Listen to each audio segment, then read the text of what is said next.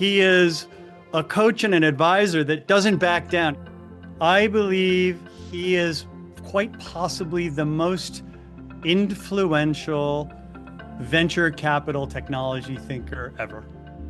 Bill is a visionary. He sees potential opportunity as well as any venture investor I've ever known.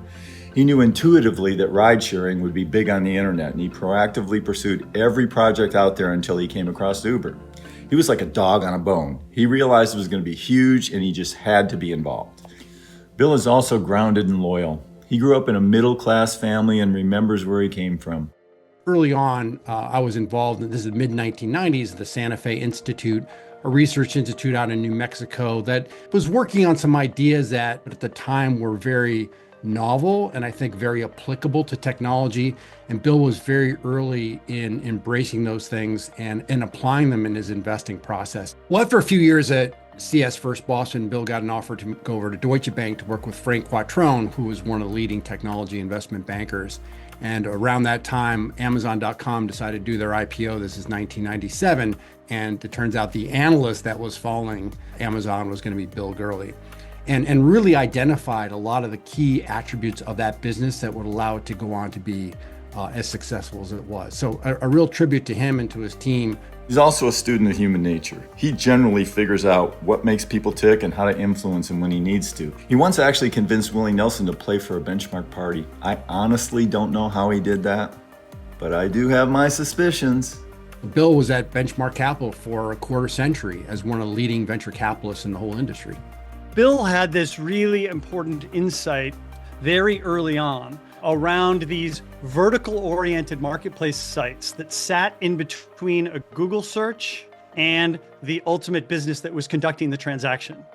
So that pattern held for Glassdoor, which was a job site, for Zillow, which was a real estate marketplace, for Expedia, which was a electronic travel agent, the same for Yelp, which was kind of a Yelp and TripAdvisor, which were review sites that sat in between a Google search and then the restaurant or the ultimate transaction.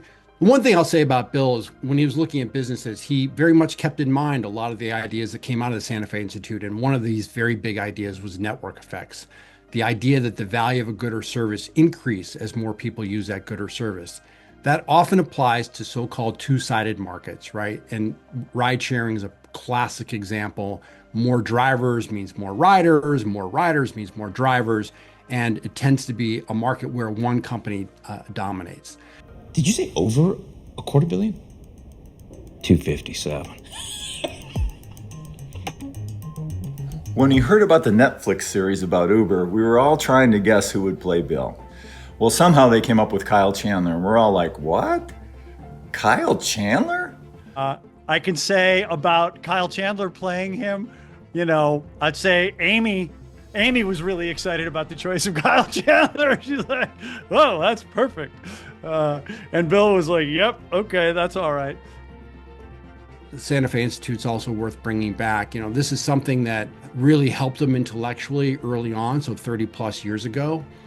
For him to come back and not only join the board, but just to be very generous, that can set the stage for the next round of research that may inspire the next business people. UT has the robotics program. I know Bill helped support it and is passionate about it. I do believe Bill views robotics as one of these potentially highly empowering technologies that is on the horizon. Never any doubt of what Bill's priorities were. And Amy has just been an unwavering support and kind of his anchor. But things can get stormy around Bill, and having a nice port in the storm there at home has always been good for him. They moved from California back to Texas. I think that in some ways there was a sense of coming home.